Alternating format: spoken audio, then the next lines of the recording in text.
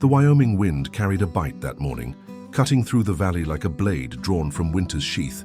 Jake Morrison stood at his kitchen window, coffee growing cold in his weathered hands, watching the sun struggle to break through the gray clouds that had settled over his ranch like a permanent shroud.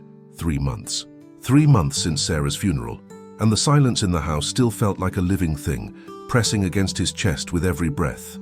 The ranch stretched out before him, 2,000 acres of rolling hills and weathered fencing that had been in the Morrison family for 4 generations. The cattle dotted the distant pastures like dark stones, scattered across a vast canvas, their breath visible in the crisp October air. Everything looked the same as it always had, yet nothing felt right anymore. The rhythm of the place, the heartbeat that had sustained him for 37 years, had somehow gone silent the day they lowered Sarah into the ground. Jake set his cup down with a tremor in his hands that had nothing to do with the cold. At 42, he looked older than his years now, his face carved with lines that grief had etched deeper than sun and wind ever could.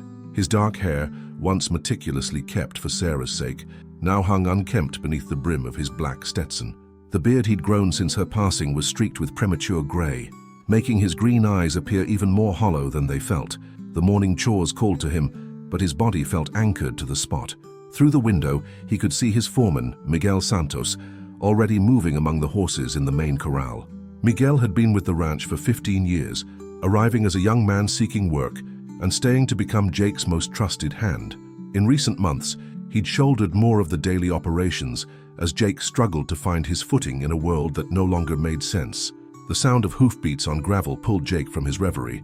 Through the window, he watched as Dr. Patricia Wells dismounted her mare near the barn, her veterinary bag slung over her shoulder. She moved with the confidence of someone who'd spent her life around livestock, her graying hair pulled back in a practical ponytail beneath her worn baseball cap. At 58, Patricia had delivered half the calves on the Morrison ranch and had been Sarah's closest friend since college. Jake knew he should go out to greet her, but the prospect of conversation felt like climbing a mountain. Every interaction since the funeral had been the same, well-meaning people asking how he was holding up, offering help he couldn't accept, speaking in the careful tones reserved for the broken. He'd grown tired of being handled like something fragile, tired of the weight of their concern pressing down on him like another layer of the grief he already carried. The back door creaked open, and Patricia's voice called out across the kitchen. "Jake, you in here?" "By the window," he replied, his voice rougher than he intended. He hadn't spoken to another person in 2 days. Patricia's boots clicked against the hardwood floor as she approached, and Jake could feel her studying him with the same careful attention she gave a sick animal. "Miguel asked me to check on that mare in stall 3, but I wanted to see how you're doing first." Jake turned from the window, meeting her concerned gaze. Patricia's brown eyes held the kind of compassion that came from losing her own husband to cancer 5 years earlier. She understood the particular weight of widowhood in a way that others, despite their best intentions, simply couldn't. "I'm managing," Jake said, the automatic response he'd perfected over the past 3 months. "Coffee's fresh if you want some." Patricia moved to the counter, helping herself to a cup from the cabinet she knew as well as her own. The familiarity of the gesture, the way she moved through his kitchen like she belonged there, brought a sharp pang of memory. Sarah used to tease him about how Patricia could make herself at home anywhere, a skill that had served her well in her practice throughout the county. "Funeral was beautiful," Patricia said quietly, settling into one of the chairs at the kitchen table. Sarah would have loved the turnout. Half the county was there. Jake nodded, though he remembered little of that day beyond the weight of the casket and the sound of dirt hitting wood. "Folks have been kind," he said, taking the chair across from her. "Casseroles and sympathy cards for weeks. But you're still not sleeping." It wasn't a question. Patricia had known him long enough to read the signs, the dark circles under his eyes, the way his clothes hung looser on his frame, the slight tremor in his hands that spoke of too much coffee and too little rest. Jake managed a weak smile. "Hard to sleep when the bed's too big and the house is too quiet." They sat in comfortable silence for a moment, two people who understood that grief couldn't be rushed or reasoned with, only endured. Outside, the wind picked up, rattling the windows and sending a scatter of leaves across the yard. The sound reminded Jake of autumn days when he and Sarah would walk the fence lines together, planning improvements for the following year, talking about everything and nothing while their breath formed small clouds in the cooling air. "Miguel's worried about you," Patricia said eventually. "Says you've been spending too much time up on the ridge." Jake's jaw tightened. The ridge was where he and Sarah had planned to build their dream house, a spot that offered a view of the entire valley and caught the sunrise just right. After her diagnosis, they talked about it often during her final months, describing the rooms they'd never build and the life they'd never have. Now Jake found himself riding up there most evenings, sitting in the same spot where they'd once spread a blanket and dreamed of growing old together. "A man's got a right to ride his own land," Jake said, but there was no heat in his voice, only the bone-deep weariness that had become his constant companion. Patricia reached across the table and placed her hand over his. Her fingers were warm and calloused from years of hard work, a stark contrast to Sarah's soft hands that had once held his with such tenderness. "I know you miss her, Jake. We all do. But she wouldn't want you disappearing into yourself like this." The truth of her words hit him like a physical blow. Sarah had been the heart of their community, the one who organized church dinners and remembered everyone's birthdays, who could coax a smile from the grumpiest rancher and make newcomers feel welcome with a single conversation. She'd had plans for their future, dreams that extended far beyond the boundaries of their ranch, and she'd made him promise to keep living even after she was gone. Jake pulled his hand away and stood, moving back to the window where the morning light was finally beginning to break through the clouds. "Some promises are harder to keep than others," he said quietly. The afternoon sun was already beginning its descent when Jake finally made his way to the barn, Patricia's words still echoing in his mind. Miguel was waiting for him near the feed room, his weathered face creased with the kind of concern that came from years of working alongside someone. At 43, Miguel had seen his share of hardship, leaving his family in Mexico as a young man, building a new life in a foreign country, learning to navigate the complex rhythms of ranch life in Wyoming. But watching Jake struggle with grief was perhaps the most difficult challenge he'd faced on the Morrison Ranch. "Boss," Miguel said, touching the brim of his hat in greeting. "Dr. Wells finished with the mare, says she's coming along fine, should be ready to breed next season." Jake nodded, grateful for Miguel's steady presence. Where others tiptoed around him with careful words and worried glances, Miguel continued to treat him like the man he'd always been, not the broken shell he sometimes felt like. It was a kindness Jake couldn't fully express, this gift of normalcy in a world that felt anything but normal. "What about the north pasture fence?"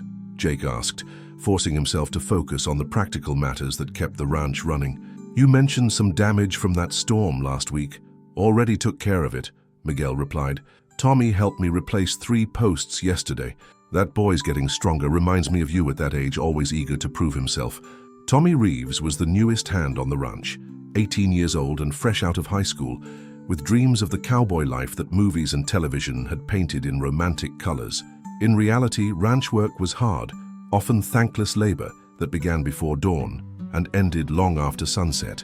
But Tommy had shown up every day for the past 2 months with enthusiasm that hadn't yet been worn down by the harsh realities of the job. Jake felt a flicker of something that might have been amusement.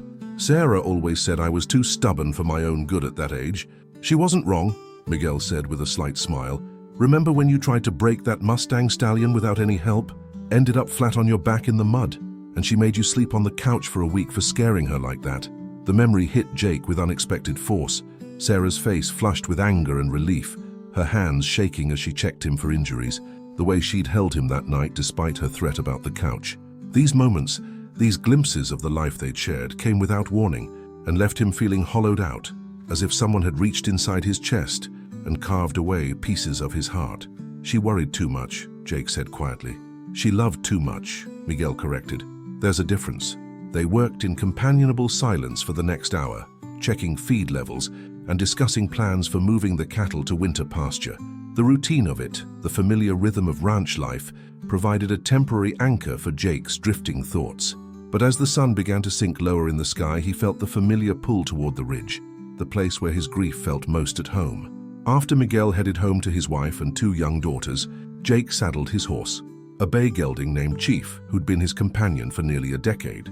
The horse seemed to sense his master's mood, moving with measured steps up the winding trail that led to the highest point on the Morrison property.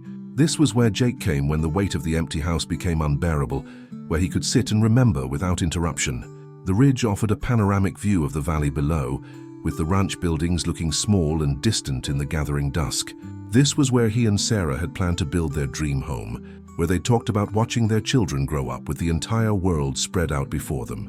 The children that never came, despite years of trying and hoping and praying to a God who seemed to have other plans.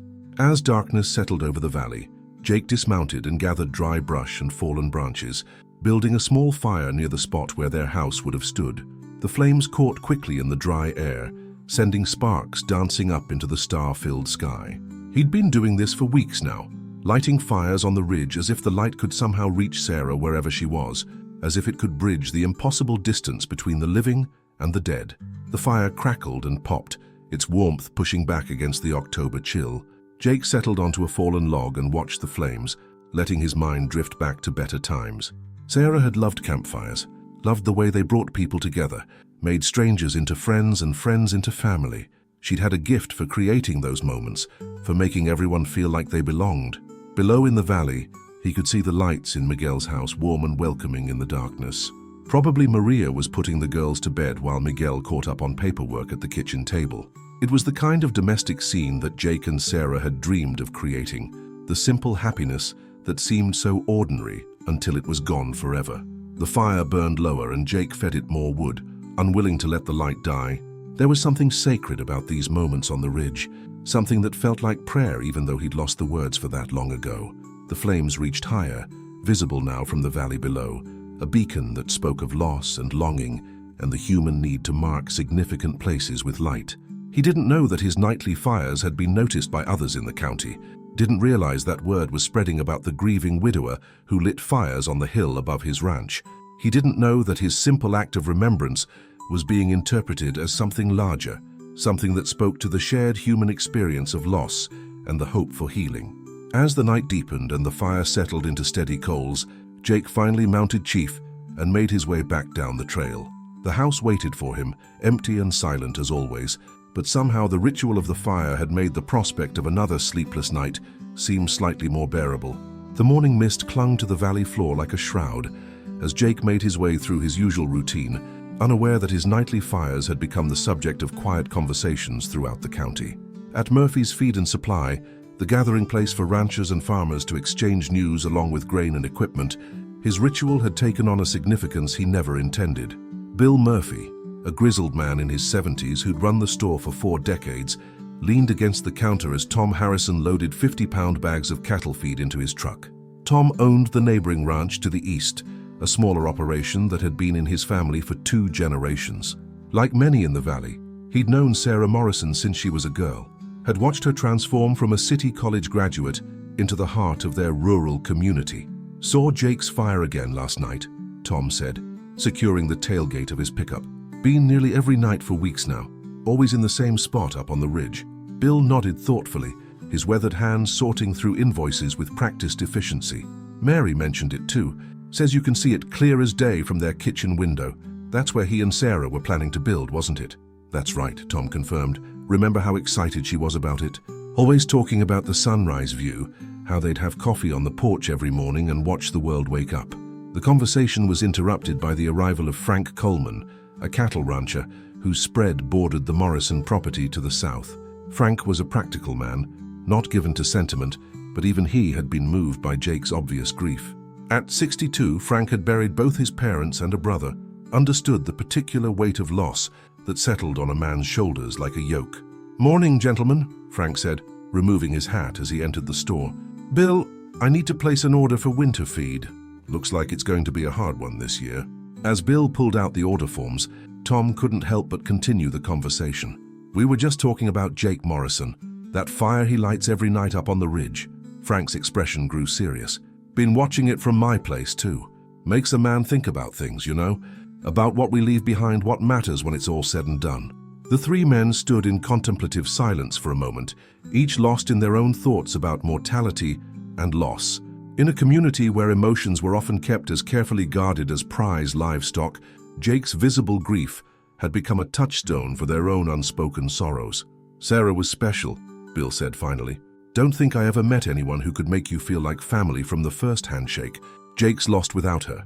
Question is, what do we do about it?" Frank asked. "Man can't grieve forever, but he's got to work through it in his own time. Can't force healing any more than you can force rain."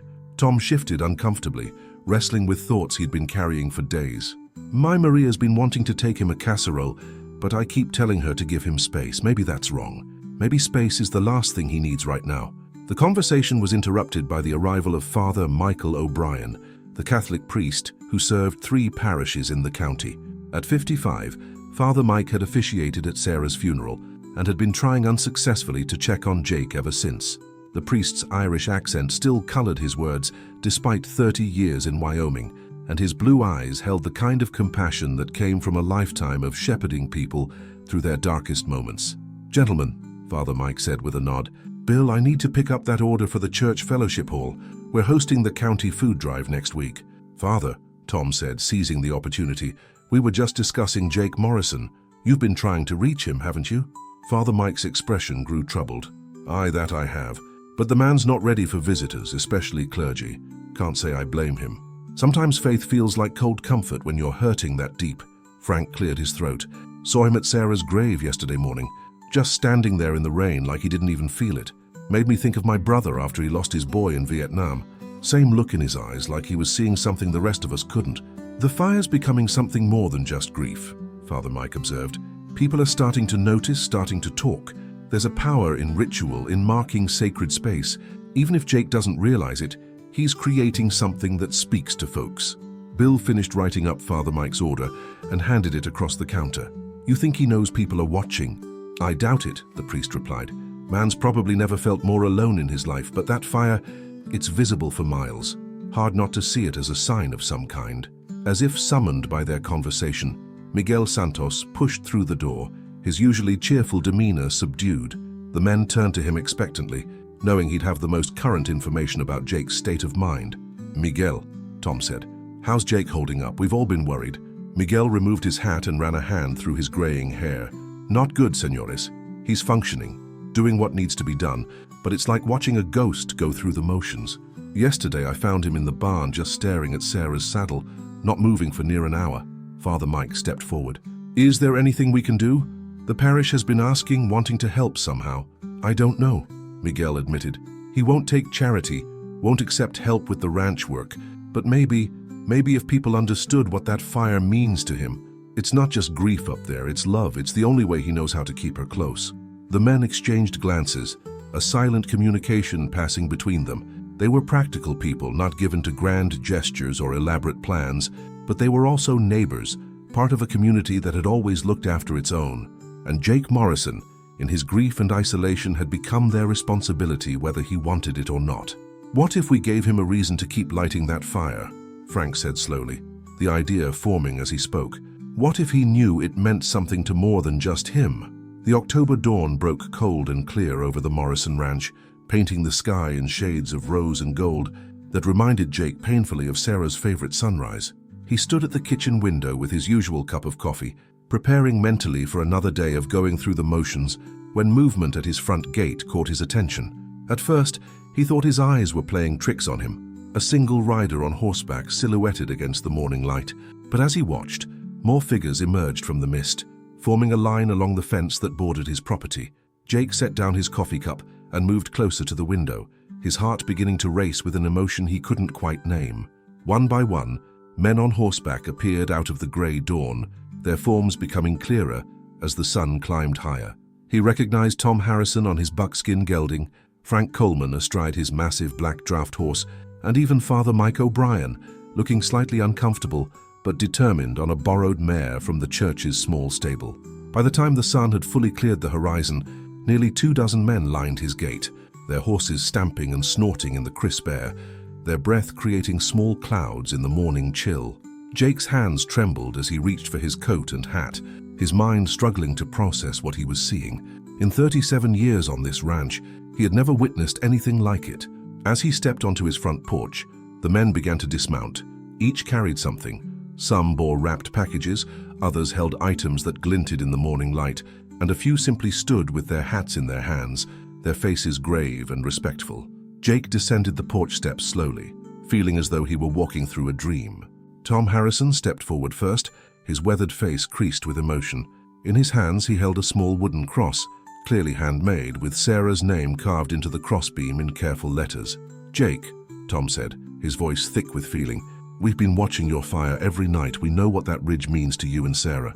Frank Coleman joined Tom, carrying a leather-bound journal. "This belonged to my grandmother," he said gruffly. "She used to write in it every day. Thoughts, prayers, memories. Figured maybe you might want to write to Sarah sometimes, up there by the fire." One by one, the men approached, each offering something that spoke to their understanding of Jake's loss and their desire to honor Sarah's memory. Bill Murphy presented a small wind chime made from brass, explaining that his late wife had loved the sound of them on quiet evenings. Young Tommy Reeves, barely out of boyhood himself, offered a photograph he'd taken of Sarah at last year's county fair, her face radiant with laughter as she watched the children's horse competition. Father Mike stepped forward with a small leather pouch containing prayer stones from Ireland, blessed at his childhood parish. "These have been in my family for generations," he said quietly. "They're meant to mark sacred ground, to remind us that love transcends death." Miguel appeared from behind the group, leading not a horse but carrying a wooden bench that Jake recognized immediately. Sarah had commissioned it from a local craftsman for their 5th wedding anniversary, intending it for the ridge where they planned to build their home. Jake had stored it in the barn after her death, unable to bear the sight of it. "She wanted this up there," Miguel said simply. "Said it would be the perfect place to watch the sunrise with her coffee." As each man presented his gift, Jake felt something breaking open inside his chest. Not the sharp pain of fresh grief, but something warmer, more healing. These weren't empty gestures or obligations fulfilled. Each offering carried the weight of genuine understanding, of shared human experience with loss and love, and the need to mark important moments with something tangible. Dr. Patricia Wells arrived as the last of the gifts were presented, dismounting from her mare with the ease of a lifetime in the saddle. She approached Jake with tears in her eyes and wrapped him in a fierce embrace that spoke of all the words they'd never been able to say about Sarah's death, about the unfairness of losing someone so young and vital.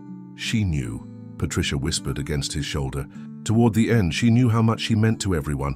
You were her greatest joy, but this community was her heart." Jake pulled back, looking around at the faces of these men who had ridden out before dawn to stand at his gate with gifts of remembrance and solidarity. Some he knew well, others were merely acquaintances, but all had been touched by Sarah's life in some way. He realized that his nightly fires hadn't just been visible to them. They had been a signal, a lighthouse beacon that had finally called them to action. "I don't know what to say," Jake managed, his voice rough with emotion. Tom Harrison stepped forward again, speaking for the group. "Don't need to say anything. Just know that when you light that fire tonight, you're not alone up there. Every one of us will be watching, remembering her with you." Frank Coleman nodded toward the ridge. "That bench belongs up there. We'll help you carry it, if you'll let us." Jake looked up at the ridge where he'd spent so many solitary nights, where his grief had felt like a burden too heavy for one man to carry. The idea of sharing that sacred space, of letting others into his ritual of remembrance, had seemed impossible just hours ago. But standing here, surrounded by this unexpected outpouring of support, he began to understand something that Sarah had always known, that healing rarely happened in isolation, that the human heart was meant to be shared, not guarded. "Tonight," Jake said, his voice growing stronger. "Come back tonight when I light the fire, all of you. Sarah would have liked that, having everyone together." As the men began to mount their horses, preparing to return to their own ranches and responsibilities, Jake felt something he hadn't experienced in 3 months: hope. Not the desperate hope that Sarah might somehow return, but the quiet hope that life could still hold meaning, that love could still matter, that tomorrow might be different from yesterday. The sunrise was fully realized now, painting the valley in warm gold light that seemed to bless this gathering of neighbors and friends. Jake stood at his gate until the last rider disappeared over the hill, then turned back toward his house, his arms full of gifts and his heart fuller than it had been since the day he'd buried his wife.